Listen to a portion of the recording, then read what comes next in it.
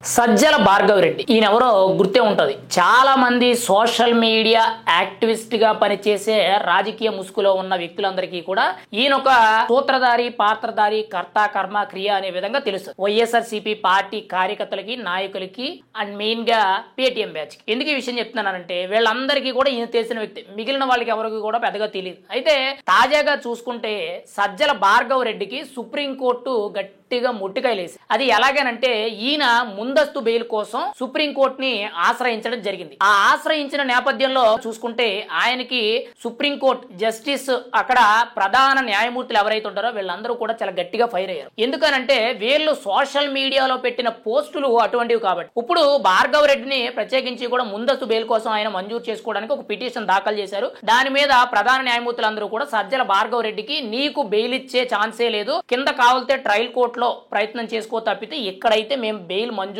చెయ్యం.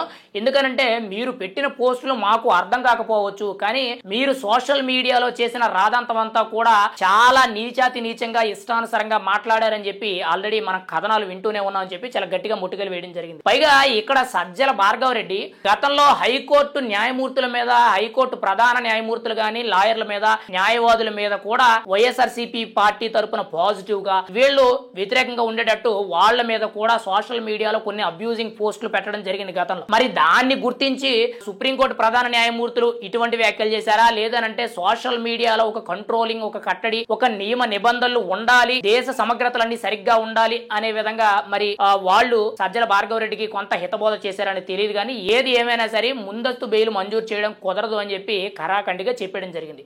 అసలు గత 5 ఏళ్లు కూడా రాజకీయాల్లో ఇటువంటి నీచమైన పోస్టులు, ముఖ్యంగా రాజకీయాల్లో ఉన్న వ్యక్తుల్ని వ్యక్తిత్వ హననం చేయడం కానీ, వాళ్ళని కించపరచడం కానీ, వాళ్ళ కుటుంబంలో ఉన్న ఆడవాళ్ళని కానీ, పిల్లలు కానీ, తల్లులు కానీ వాళ్ళందరినీ కూడా బయటకు తీసుకొచ్చి వాళ్ళ పర్సనల్ వ్యవహారాలన్నీ కూడా సోషల్ మీడియాలో పోస్టింగులు చేయడాలు, కామెంట్ల రూపంలో బూతులు తిట్టడాలు, ఇష్టానుసారంగా చాలా నీచాతి నీచంగా పోస్టులు, ఇటువంటి విష సంస్కృతి అనేది మొదలు పెట్టారు. ఇది కేవలం 2019లో వైఎస్ఆర్సీపీ అధికారంలోకి వచ్చిన 6 నెలల్లోనే మొదలయ్యి మొన్న కూటమి ప్రభుత్వం అధికారంలోకి వచ్చేంత వరకు కూడా కొనసాగింది. కూటమి ప్రభుత్వం అధికారంలోకి వచ్చిన తర్వాత ఎప్పుడైతే ఈ సోషల్ మీడియా మీద పవన్ కళ్యాణ్ ఎప్పుడైతే యాక్షన్ తీసుకున్నారో, అసెంబ్లీలో ఒక బిల్లును అనేది అమలు చేయడం జరిగిందో, అప్పటి నుంచి కూడా ఏపీ హోంశాఖ, ఏపీ పోలీస్ శాఖ వీళ్ళందరూ కూడా చాలా నిఘా వర్గాలు పెట్టి ఎవరెవరు సోషల్ మీడియాలో ఇటువంటి అసభ్యకరమైన పదజాలాలతో పోస్టులు పెడుతున్నారని చెప్పి ఫిల్టర్ చేస్తూ వరుసగా వైఎస్ఆర్సీపీ సోషల్ మీడియాకి సంబంధించి, కార్యకర్తలకు సంబంధించి, ముఖ్యంగా వర్రా రాఘవరెడ్డి, బోరుగడ్డ అనిల్ కుమార్, శ్రీరెడ్డి, పోసాని కృష్ణమురళి అండ్ ఆర్జీవి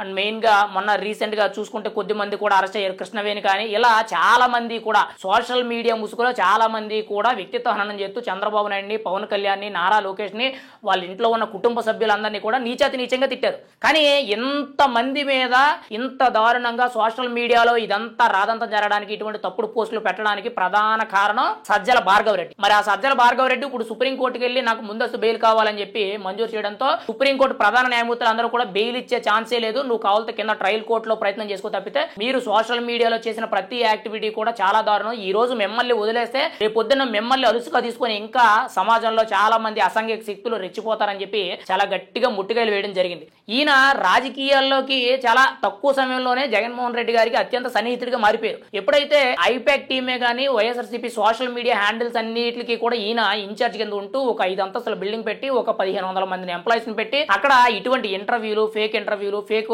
వీడియోలు, మార్ఫింగ్లు, ఫోటోలు, ఇటువంటివన్నీ కూడా సోషల్ మీడియాలో రాజకీయ పరంగా జరిగే ప్రతి చెత్తంతా కూడా దానికి కర్త, కర్మ, క్రియ అంతా కూడా సజ్జల భార్గవ్ రెడ్డి. కానీ అటువంటి సజ్జల భార్గవ్ రెడ్డి ఇప్పటివరకు అరెస్ట్ అవ్వాల. కిందుండి ఎవరైతే వాళ్ళు ఆయన చెప్పినట్టు కిందుండి సజ్జల భార్గవ్ రెడ్డి అంటే ఆయన చెప్పినట్టు ఎవరైతే పోస్టులు పెట్టారో వాళ్ళందరూ కూడా ఆల్మోస్ట్ అరెస్ట్ అయ్యారు. కానీ సజ్జల భార్గవ్ రెడ్డి తన అరెస్ట్ అవుతాడని ముందే తెలిసి ముందుగానే అమెరికాకు, విదేశాలకు పారిపోయాడని చెప్పి చాలా ఆరోపణలు అయితే వస్తున్నాయి. అయితే స్వదేశానికి ఏదో ఒక టైంలో రావాలి, ఇండియాకి ఏదో ఒక టైంలో రావాలి, కాబట్టి రావాలంటే ఖచ్చితంగా ముందస్తు బెయిల్ ఉంటే తనని ఎవరు అరెస్ట్ చేయరు. కానీ గతంలో తనని అరెస్ట్ చేయడానికి చాలా గాలింపు చర్యలు చేపట్టేటప్పటికి అప్పటికే కూడా పారిపోయారు. ముందు బెంగళూరు పారిపోయారు, మళ్ళీ అక్కడి నుంచి చెన్నై వెళ్ళారు. చెన్నై తర్వాత ఇంకా ఈ రాష్ట్రంలో కానీ దేశంలో కానీ ఉంటే ఖచ్చితంగా నాకు అరెస్ట్ తప్పదని చెప్పి ఆయన విదేశాలకు పారిపోయారని చెప్పి చాలా అనుమానాలు అయితే మీడియా అంతా ప్రచారం జరిగింది. ఇప్పుడు ఆయన బెయిల్ కోసం సుప్రీంకోర్టుకి వెళ్తే ఆయనకి చాలా గట్టిగా ముట్టిగా లేయడం జరిగింది. ఆల్రెడీ ఏపీ హైకోర్టులో కూడా ఆయనకి బెయిల్ మంజూరు కాదని చెప్పి తెలిసిపోయింది. ఇంకా ట్రయల్ కోర్టులో ఏమైనా అవకాశం దొరికితే దొరకవచ్చు. ఏది ఏమైనా సరే అమాయక అనేకమైన సరే సోషల్ మీడియా కార్యకర్తలు బలైపోయారు. కానీ వాళ్ళందరి వెనకాల ఉన్న సజ్జల భార్గవ రెడ్డి ఇంకా అరెస్ట్ అవ్వలేదు. ఈయన విదేశాల్లోనే చదువుకున్నాడు,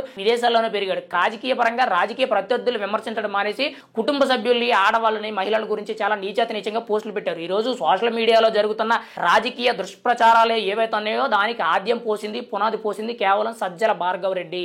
మరి ఆయన అరెస్ట్ అనేది ఎప్పుడు ఉంటుంది? ఖచ్చితంగా అరెస్ట్ అనేది జరుగుద్దా? ముందస్తు బెయిల్ కోసం శతవిధాలుగా ప్రయత్నం చేస్తున్నారు, కానీ ఎక్కడా కూడా అవకాశం దొరకట్లేదు. మరి ఆయన అరెస్ట్ మీద మీ అభిప్రాయాన్ని కామెంట్ రూపంలో తెలియచేయండి.